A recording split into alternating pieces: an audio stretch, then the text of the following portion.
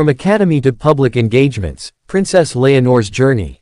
The story of Princess Leonor of Spain begins not with privilege but with expectation. From the moment she entered the world on October 31, 2005, every step of her life was mapped out.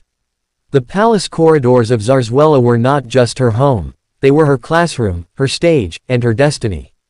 As the eldest daughter of King Felipe VI and Queen Letizia, Leonor's birth represented more than a continuation of the monarchy. It was a quiet promise to a country emerging from modern change, that the crown would adapt, evolve, and endure. But behind the formality of royal titles and state portraits, there was always the human story, a girl growing up under the weight of history. From her earliest days, Leonor displayed a calm composure that mirrored her father's discipline, yet carried the emotional sensitivity of her mother. She watched the world not as a princess detached from it, but as a student of its complexities. Her parents made sure of that. Queen Letizia, a former journalist, emphasized education and emotional intelligence above all. King Felipe taught her the meaning of service and restraint. When she first appeared on the balcony of the royal palace as a child, the crowds cheered her name, Leonor, Leonor. She waved, shyly but steadily, her small hand trembling under the eyes of a nation. No one then could imagine the woman she would become. At 13, Leonor gave her first public speech. It was brief, yet powerful. Her voice, clear but youthful, carried through the hall as she read from Spain's constitution on its 40th anniversary. It was not just a ceremonial act, it was a passing of the torch. The crowd saw, perhaps for the first time, the spark of the next monarch. But Leonor's path was never meant to be purely ceremonial. Her parents knew that for Spain to accept her as its future queen, she would need not just education, but experience. So when she turned 16, the decision shocked many. She would attend the General Military Academy of Zaragoza, the same academy where her father once trained. The announcement was met with mixed reactions.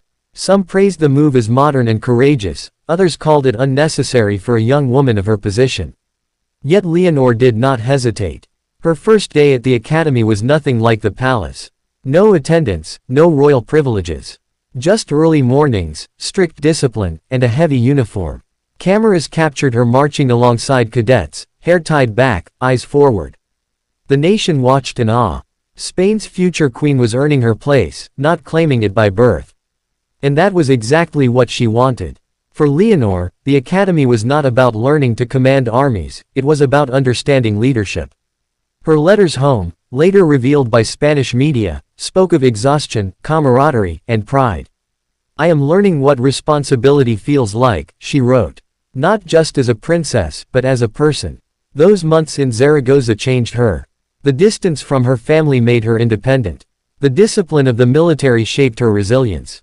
And for the first time, she began to define her own voice within the monarchy. When she completed her first year, the applause was not just for her achievement, it was for what she represented. A modern royal who worked, endured, and transformed before the eyes of her people. But her journey didn't stop there. After her training, Leonor's calendar began to fill with public engagements. Each appearance carried new weight, new expectation. From environmental initiatives to youth programs, she became more than a royal presence, she became a bridge between generations. Her first solo engagement was in Girona, the city whose foundation bears her title. She spoke passionately about the role of young people in shaping the future of Spain. Her tone was confident, her message clear: the monarchy must listen to its youth, not lecture them. People noticed. The Spanish press, often critical of royalty, began describing her as the people's heir. But with visibility came scrutiny. Every gesture, every expression, every word she spoke was analyzed. Was she too serious, too distant, too polished? Leonor faced it all with quiet strength.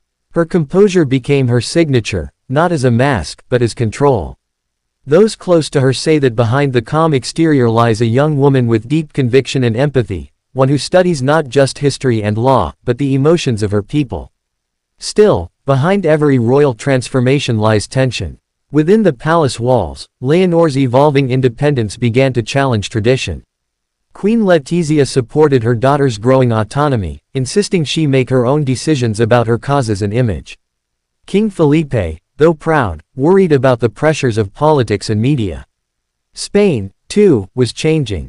Public opinion toward monarchy has always fluctuated, and Leonor knew her image would play a critical role in its survival. That's why every public step she takes is calculated yet sincere, a balance between formality and humanity. When she turned 18, the day marked a historic moment. Leonor swore allegiance to the Constitution before the Cortes Generales, just as her father once had. Cameras captured her poised, eyes glimmering with emotion, as she pledged her loyalty to Spain.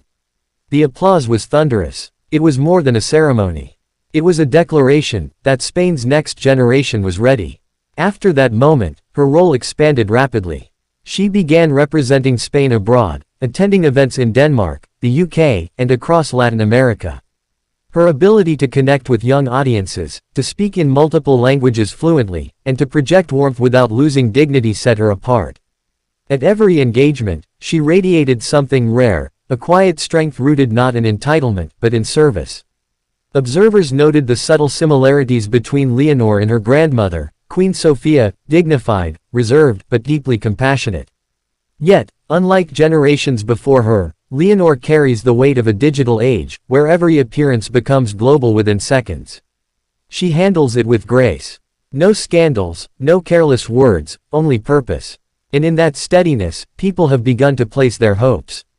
But perhaps what moves people most is not her perfection, but her humanity. During her visit to a hospital for children recovering from cancer, she knelt beside a little girl and removed her gloves before holding the child's hand. That moment, captured by cameras, went viral, not for its symbolism, but for its sincerity. Spain saw not just a future queen, but a young woman who leads by example. Her journey from academy to public life is far from over. Each engagement reveals a little more of who she is becoming, a monarch not confined by tradition, but guided by empathy.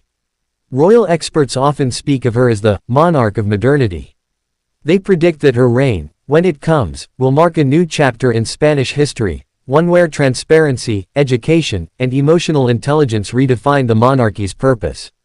And yet, even with all her preparation, the weight of destiny never fades. Behind palace walls, Leonor remains grounded. She studies, trains, and spends quiet evenings with her sister, Infanta Sofia, laughing about ordinary things. She loves literature, music, and the ocean. Those close to her describe her as thoughtful, curious, and remarkably normal for someone raised in extraordinary circumstances.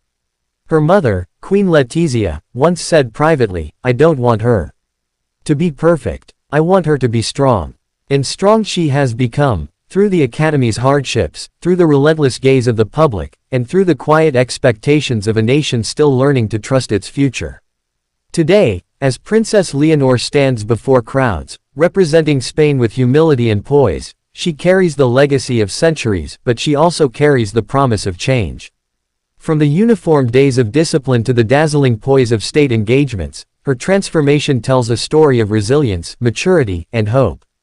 And perhaps that's the true meaning of her journey, not just to inherit a throne, but to earn the right to sit upon it.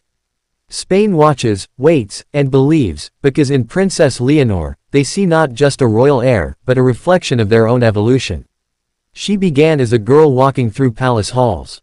She became a woman marching beside soldiers. And now, she stands as a leader before her people. From academy to public engagements, Princess Leonor's journey is far more than a royal narrative. It's the story of becoming, of turning duty into destiny, and tradition into transformation. And for Spain, that journey has only just begun.